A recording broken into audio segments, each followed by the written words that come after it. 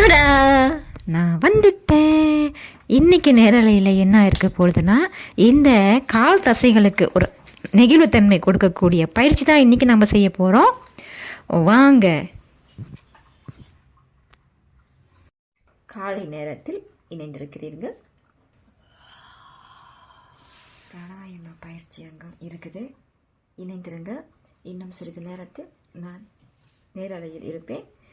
இன்றைய நாள் 9ஆம் திகதி மே மாதம் 2025 அல்டிமேட் பிராணாயாமா பயிற்சி அங்கத்தில் வாங்க, இணைந்திருங்க.